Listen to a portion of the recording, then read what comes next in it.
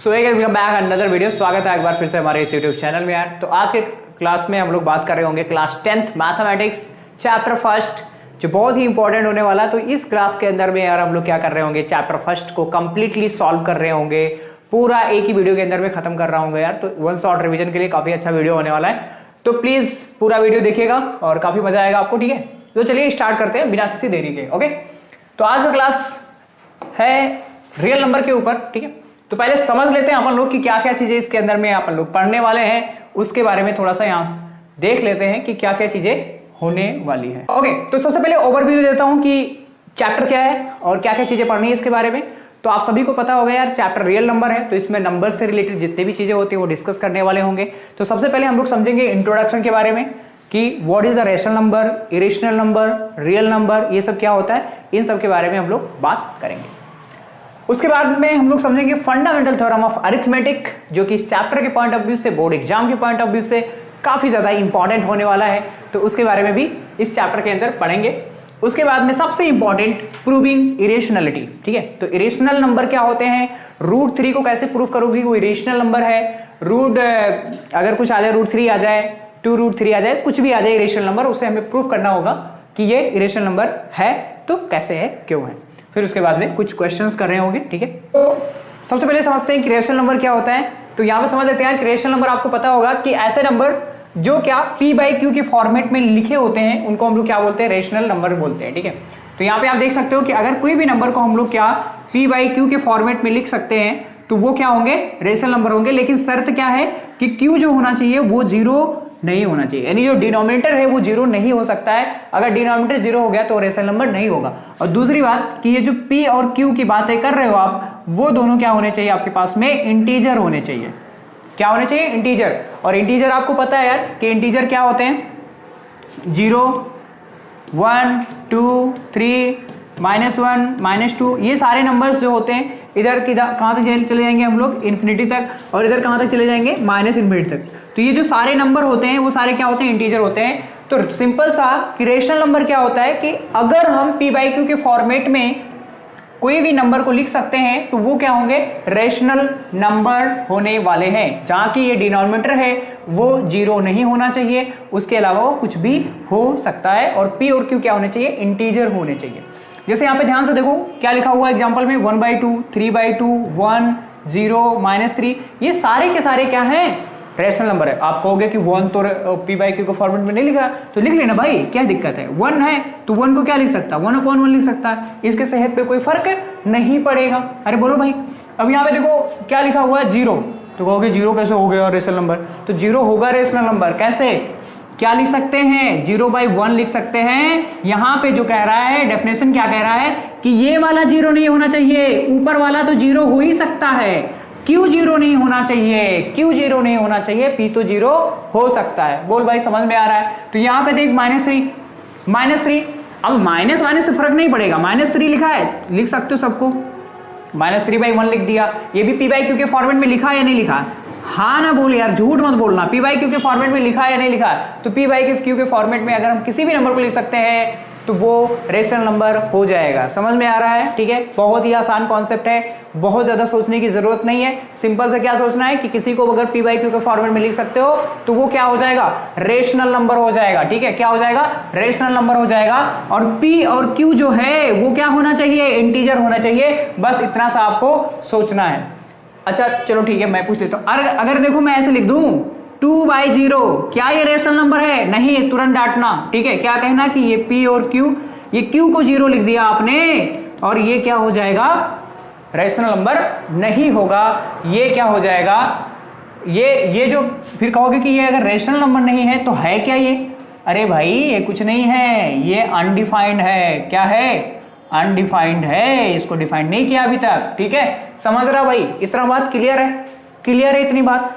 अब देखिए यहाँ पे ध्यान से, अगर मैं कहता हूं, हमारे दिमाग में ये भी आ सकता है तुम लोग हो ना खुराफाती, यहाँ पे देखो क्या होगा, बोलोगे कि 0/0 क्या होगा, ऊपर 0 नीचे 0। अरे यार फिर मैंने कहा कि ये जो 0 है ना, नीचे 0 नहीं होना चाहिए, बार बार भूल जाता है। नीचे जीरो नहीं होना चाहिए, नीचे जीरो हो जाएगा तो वो रेशनल नंबर नहीं होगा, सिंपल सी बात है। तो डेफिनेशन वगैरह अगर कुछ नोट आउट करना चाहे तो, स्क्रीनशॉट लेना चाहे तो स्क्रीनशॉट मत लिया करो यार, ठीक है। मेरे क्लास में तो बिल्कुल भी स्क्रीनशॉट अलाउड नहीं है, आपको लिखना ही लिखना है। पेन और कॉपी लेकर बैठा करो, पेन कॉपी लेकर बैठा करो, तभी आपको चीजें समझ में आने वाला है, ठीक है।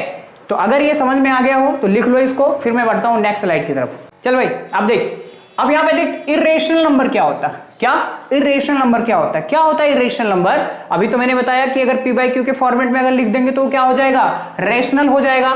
बस उसका उल्टा करना है, अगर किसी भी नंबर को हम लोग किसी भी नंबर को p बाई क्यू के फॉर्मेट में नहीं लिख सकते हैं तो वो क्या हो जाएगा, वो क्या हो जाएगा, इरेशनल नंबर हो जाएगा। क्या हो जाएगा, इरेशनल नंबर हो जाएगा, ठीक है। तो यहां पे कहो, यहां पे जो एग्जांपल दिया क्या दिया, √2 दिया हुआ, क्या दिया हुआ है, √2 दिया हुआ। तो ये कहोगे, ये क्या कहोगे, क्या कहोगे भैया, क्या कहोगे कि ये इरेशनल नंबर है। √2 क्या होता है, इरेशनल नंबर होता है। लेकिन तुम अभी मैंने बताया कि यहां पे नीचे 1 लिख दोगे तो कहोगे तो p बाई क्यू के फॉर्मेट में लिख गया तो ये तो इरेशनल हो गया। नहीं भैया, यहां पे देखो कुछ और बातें हैं, तुम बिल्कुल सही कह रहे हो, ये p बाई क्यू के फॉर्मेट में लिखा है, लेकिन यहाँ पे देखो, यहाँ पे देखो क्या है, गड़बड़ है, क्या है, गड़बड़ है। आपको मैं एक और मजेदार बात बताता हूं कि अगर रूट के अंदर में प्राइम नंबर लिखा है, क्या प्राइम नंबर, देखो प्राइम नंबर, देखो भाई बुझो, ठीक है। प्राइम नंबर, अगर रूट के अंदर आपने प्राइम नंबर लिख दिया तो वो क्या हो जाएगा, क्या हो जाएगा, इरेशनल नंबर हो जाएगा। क्या हो जाएगा, स्पेलिंग भूल गया, ठीक है। क्या हो जाएगा, इरेशनल नंबर हो जाएगा। क्या हो जाएगा भाई, इरेशनल नंबर हो जाएगा।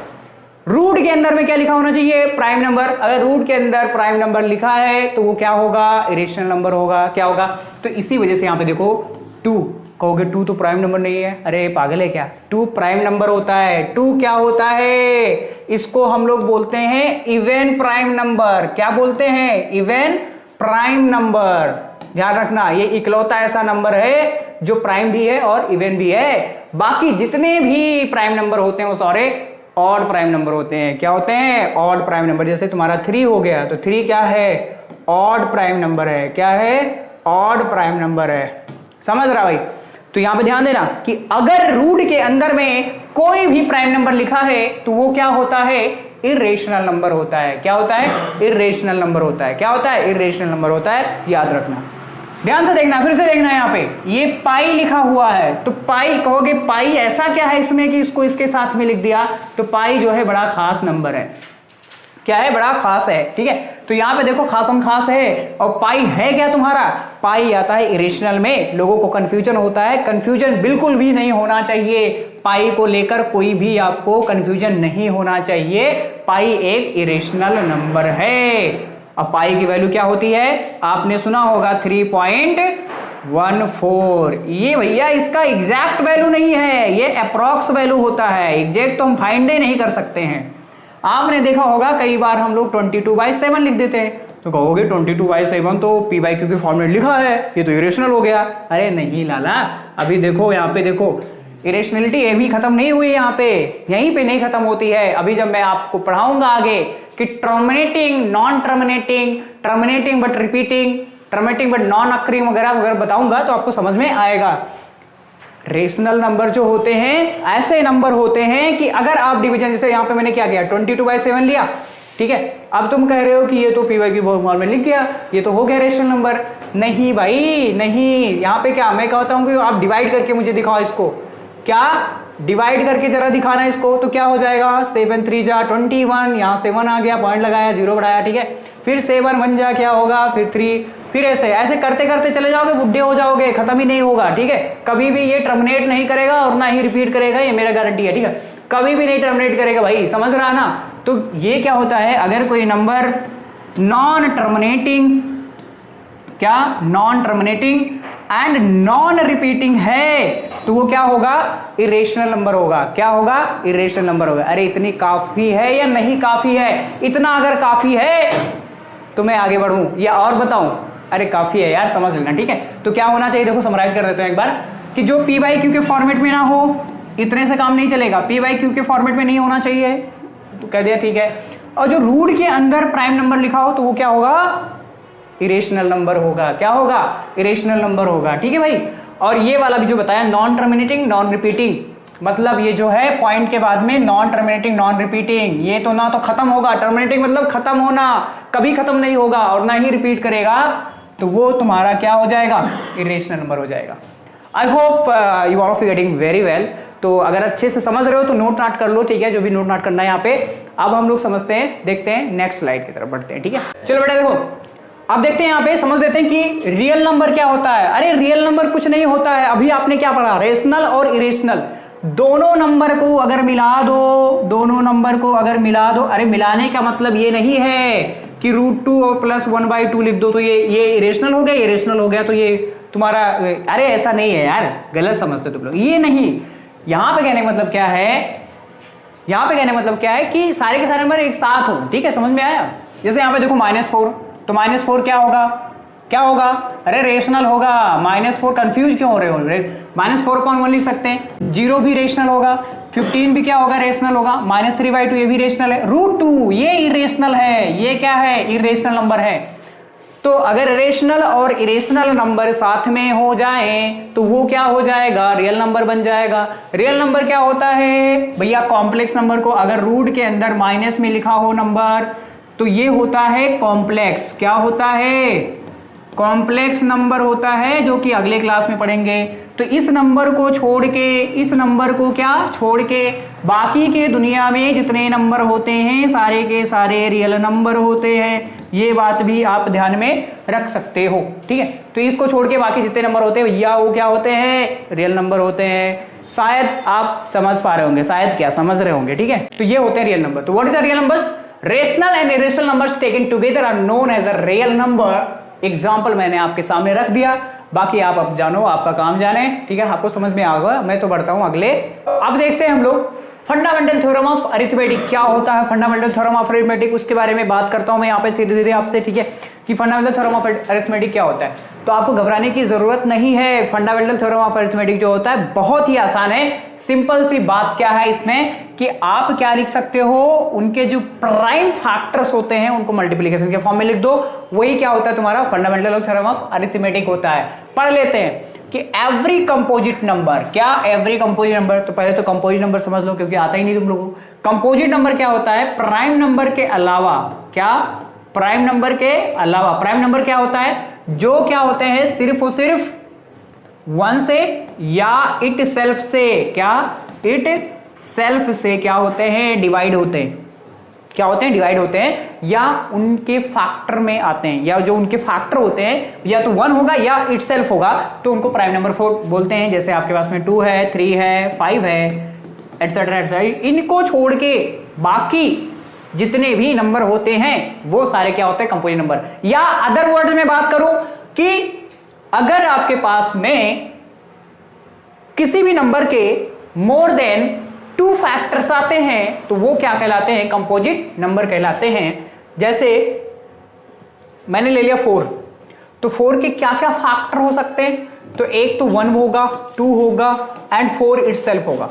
तो 4 क्या है बेटा? एक कंपोजिट नंबर है। क्या है? कंपोजिट। यहां पे जो इनके फैक्टर आ रहे हैं वो क्या आ रहा है? 2 से ज्यादा आ रहा है। अगर किसी भी नंबर के फैक्टर जो है 2 से ज्यादा आ रहे हैं तो वो क्या होने वाले हैं? कंपोजिट नंबर होने वाले हैं। क्या होने वाले? कंपोजिट नंबर होने वाले हैं। क्या होने वाले हैं बेटा? कंपोजिट नंबर होने वाले।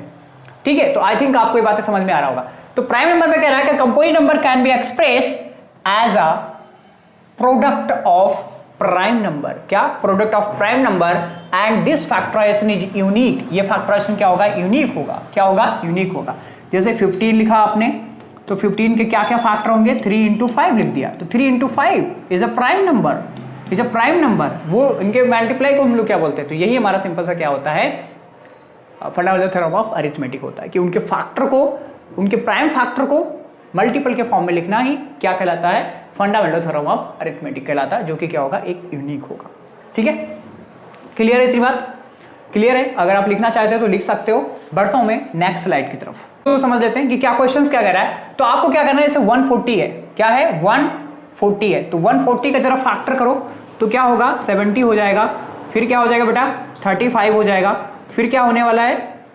3 से तो नहीं होगा, 5 से। ठीक है, 5 7 जा, फिर 7 जा, तो अपन लोग क्या कर सकते हैं, 140 को क्या लिख सकते हैं, 2 multiplied by 2 multiplied by 5 multiplied by 7।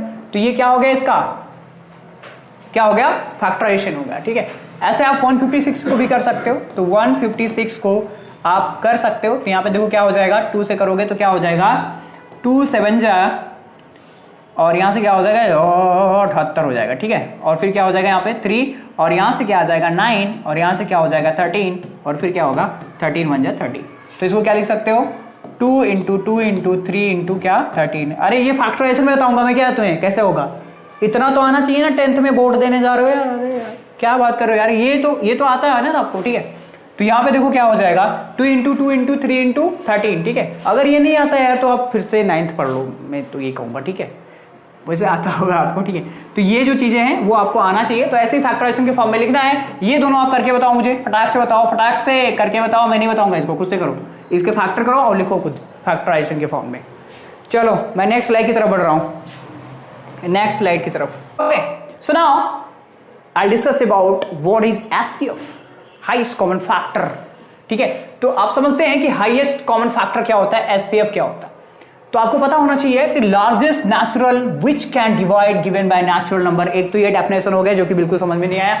दूसरा देखो, product of smallest power of each common prime factor given by इस नंबर। ओके, तो समझाता हूं मैं तुम्हें HCF होता क्या है। बचपन से पढ़ रहा है लेकिन फीलिंग नहीं आई होगी, फीलिंग में याद दूंगा। ठीक है, क्या फीलिंग में याद दूंगा, तो समझना। यहाँ पे देखो, यहाँ पे कि यहाँ पे जो नंबर दिया हुआ है, क्या दिया हुआ है, नंबर जो दिया हुआ, ध्यान से देखना, 12 है। 12 का फैक्टर कर पाएगा भाई, कर लेगा ना यार। क्या लिखेगा, 2 इंटू 2 इंटू क्या 3, ये होते फैक्टर। 1 को भी लिख दे आगे। फिर देखो 72 के क्या हो जाएगा, 72 का फैक्टर क्या होगा, देखो तुमको तरीका बताता हूँ। ठीक है, 72 को हम लोग क्या लिख सकते हैं, 8 इंटू 9 लिख सकते हैं ना। तो यहाँ पे क्या होगा, 2 इंटू 2 इंटू 2, और 9 को क्या होगा 3 इंटू 3 इंटू 3। तो यहाँ पे देख क्या हो जाएगा, 2 इंटू 2 इंटू 2 इंटू 2, और यहाँ क्या होगा 3 इंटू 3 इंटू 3। अब 120 है, 120 का भी फैक्टर लिख लेते हैं। ठीक है, प्यार से लिख लेते हैं। 120 का फैक्टर क्या होगा, देखिए यहाँ पे ध्यान से। तो यहाँ पे क्या हो जाएगा, 10 इंटू 12 लिख सकते हैं। 10 को क्या लिख सकते हैं, 2 इंटू 5 लिख सकते हैं। 12 को क्या लिखेंगे, 2 इंटू 2 इंटू क्या लिखेंगे बेटा 3। तो यहाँ से क्या हो जाएगा, 2 कितनी बार है, 3 बार है। तो यहाँ पे लिख लो इंटू 3 इंटू क्या हो जाएगा 5। This is factor of 120। तो 2 इंटू 2 इंटू 2, और इंटू क्या हो जाएगा बताना भाई, 3 इंटू क्या होगा 5। तो एक तो तरीका मैं बता रहा हूं जो देख ले, बाद में दूसरा बताता हूं। यहाँ पे देखो, ये 2 क्या है कॉमन है, यहाँ पे उतर आ जाएगा। ये 2 क्या है कॉमन है, मल्टीप्लाई करके यहाँ पे लिख दो। 3 उरी कॉमन है कहीं पे, हाँ ये कॉमन है। ठीक है, इसको भी यहाँ पे लिख दो। ठीक है, और 1 का मतलब ही नहीं है यार, 1 लिखोगे वही आ जाएगा, कोई दिक्कत वाली बात इसमें है नहीं। तो देख भाई HCF क्या होगा, यहाँ पे 2 इंटू 2 क्या होगा 4, 4 3 जा कितना होता है 12। तो इसका HCF क्या होने वाला है, क्या होने वाला है 12 होने वाला है। क्या होने वाला है 12 होने वाला। अब ध्यान से देखना, HCF का मतलब क्या होता है, हाईएस्ट कॉमन फैक्टर। क्या, हाईएस्ट कॉमन फैक्टर, कि उसमें जो सबसे बड़ा फैक्टर होगा उसको हम लोग बोलते हैं क्या, हाईएस्ट कॉमन फैक्टर। अगर मैं कहूं कि 12 का सारा फैक्टर लिख के दिखाओ तो क्या होगा, अगर मैं कहूं कि 12 के सारे फैक्टर लिख के दिखाओ तो क्या होगा, तो आप कहोगे 1 होगा, 2 होगा, 3 होगा, और क्या होगा बेटा, और क्या होगा 1 2 3, और क्या होगा 4 भी होगा, 6 भी होगा, और 12 भी होगा। इतने फैक्टर होते हैं 12 के। ठीक है, क्या इतने फैक्टर होते हैं। ऐसे में 72 का कहूं फैक्टर लिखने के लिए तो आप भी लिखोगे, तो उन सभी में जो सबसे हाईएस्ट कॉमन होगा वो होगा 12, तीनों में मिला के। इसी को हम लोग बोलते हैं हाईएस्ट कॉमन फैक्टर। क्या बोलते हैं, हाईएस्ट कॉमन फैक्टर। मतलब इन तीनों में फैक्टर भी होना, तीनों का फैक्टर होना चाहिए, हाईएस्ट भी होना चाहिए, कॉमन भी होना चाहिए, वही होता है हाईएस्ट कॉमन फैक्टर। ठीक है, वही होता है हाईएस्ट कॉमन फैक्टर। इतना बात समझ में आया, नोट कर लो इसको। अब देखो यहाँ पे एक चीज और बता दो, मैं मिटा देता हूँ इसको। ठीक है, देखो यहाँ पे एक चीज और समझो, एक चीज और समझो, समझो यहाँ पे देखो। अभी जो ये बात कह रहा है ना, इस स्मॉलेस्ट पावर वाली की जो बात कर रहा है ना, भले यार टाइम लग जाएगा, मैं लेकिन अच्छे से पढ़ाऊंगा। ठीक है, भले मुझे 2-3 वीडियो बनाना पड़ जाए इसके ऊपर, लेकिन पढ़ाऊंगा तो शिद्दत से पढ़ाऊंगा। चलो देखो यहाँ पे, अब देखो यहाँ पे smallest power of each common prime factor के बारे में यहाँ पे देख लेता हूँ। तो यहाँ पे देखो करना क्या है, आपको कुछ नहीं करना है। ठीक है, यहाँ पे देखो, यहाँ पे लिख देता हूँ 12 मैंने क्या लिखा था, 2 इंटू क्या लिखा था, 2 इंटू क्या लिखा था 3। ठीक है, तो इसको हम और कैसे लिख सकते हैं, 2 पावर 2 इंटू क्या लिख सकते हैं 3 लिख सकते हैं। ध्यान देना, 72 को क्या लिख सकते हैं हम लोग, ध्यान देना 72 को क्या लिखा था भाई हमने, 2 इंटू 2 इंटू 2 लिखा था और इंटू क्या लिखा था 3 इंटू 3, तो यहाँ से क्या हो जाएगा 2 पावर 3 और 3 का क्या हो जाएगा स्क्वायर। ठीक है, ऐसे हमने 120 को क्या लिखा था बेटा, कितने 2 आए थे 120 को, कर लो ना यार, कर लो यार, क्या दिक्कत है, 2 कर लो, 60 कर लो, 2 कर लो, 30 कर लो, ठीक है, 2 कर लो, 15 कर लो यहाँ पे, और 3 और 5 आ जाएगा। ठीक है, 2 3 बार आया, तो 2 इंटू 2 इंटू 2 इंटू क्या हो जाएगा 3 इंटू क्या हो जाएगा 5, तो यहाँ पे क्या हो जाएगा 2 का क्यूब इंटू 3 का क्यूब इंटू क्या हो जाएगा 5 हो जाएगा। ध्यान से देखना, ध्यान से, क्या देखना बेटा, ध्यान से देखना। तो अब ध्यान से देखो यहाँ पे काम क्या करना है आपको, अब ध्यान से देखो। तो यहाँ पे एचसीएफ के लिए क्या है, डेफिनेशन बाय डेफिनेशन देखते हैं हम लोग। एचसीएफ कह रहा कि product of smallest power of each common factor. तो अब देखो यहाँ पे 2 है, 2 के पावर 2 है, 3 के पावर 2 के पावर 3 है, और 2 के पावर क्या है 3 है। तो इसमें देखो जो सबसे स्मॉलेस्ट पावर वाला हो, जो तीनों में कॉमन तो होना चाहिए, लेकिन स्मॉलेस्ट पावर वाला क्या है 2 पावर 2 है, उसको लिख लो मल्टीप्लाई। 3 देखो यहाँ पे 1 पावर है, यहाँ पे 2 है, यहाँ पे 1 पावर है, तो ये दोनों में से कोई भी एक स्मॉलेस्ट पावर वाला लिख सकते हो। 5 का तो तीनों में कॉमन है ही नहीं, तो यहाँ पे इसको लिख सकते हो 4 इंटू 3 और यहाँ से आ जाएगा 12। तो इससे भी आप क्या कर सकते हो, एचसीएफ को फाइंड कर सकते हो। आई होप आपको ये सारी चीजें क्लियर होगा। अगर आपको समझ में आ रहा है तो प्लीज लाइक भी कर दो यार। तो देखो, अब देखो यहाँ पे तुमसे क्या पूछ रहा है, एलसीएम पूछ रहा है कि find the HCF of, not LCM, HCF पूछ रहा है, एचसीएफ ऑफ 30 एंड 125। तो what is the factor of 30, come on man. तो यहाँ पे क्या हो जाएगा 2 इंटू 3 इंटू 5, तो ये क्या हो जाएगा, इसका फैक्टर हो जाएगा। यस और नो, एस और नो। तो यहाँ पे 120 का क्या हो जाएगा 2 इंटू 2 इंटू 2, और क्या होगा भाई, क्या होगा 3 इंटू क्या होगा 5 होगा। आई थिंक इतना ही होना चाहिए, सही है। Okay fine, it's fine. ठीक है, देखो यहाँ पे ध्यान से देखो, अब क्या हो जाएगा एचसीएफ क्या होगा, 2 कॉमन मिल गया, और कहीं तो कुछ कॉमन है ही नहीं। यहाँ पे देखो ये कॉमन मिल गया, 3 मिल गया, और 5 भी तो है ना, इसको क्यों भूल रहे हो, तो 5 भी कॉमन है। तो यहाँ से क्या हो जाएगा 2 इंटू 3 इंटू क्या हो जाएगा 5 हो जाएगा। 2 3 जा 6 और 6 5 जा 30, क्या हो जाएगा 30। तो 30 इज द क्या highest HCF of this question. ठीक है, नाउ नेक्स्ट यहाँ पे देखो, अब आपके सामने क्या है 198 का क्या करेंगे, फैक्टर करेंगे, क्या करेंगे फैक्टर करेंगे। तो 198 का फैक्टर कर लेते हैं, तो क्या हो जाएगा यहाँ पे क्या हो जाएगा भाई 2 9 जा 99 आ जाएगा।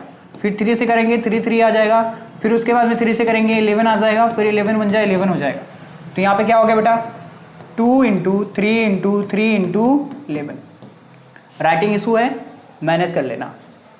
ठीक है, अब देखो यहाँ पे 105 को कैसे करेंगे, 105 को कर लेंगे हम लोग किससे 3 से, हाँ 3 से हो जाएगा, 3 3 जा 3 5 जा आ जाएगा यहाँ पे।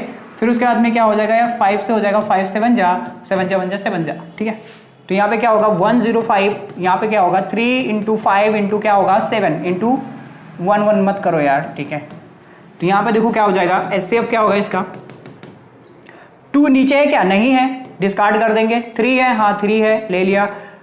3 ऊपर बच गया, 11 बच गया, नहीं है, कोई भी नहीं है, कोई भी नहीं है, कोई भी नहीं है, कोई भी नहीं है, कोई भी नहीं है। 3 भी है नहीं, 5 नीचे तो ऊपर नहीं है, 7 नीचे तो कुछ नहीं है, बस इसका एचसीएफ जो हो जाएगा वो क्या हो जाएगा 3 हो जाएगा। 3 is the HCF of this question.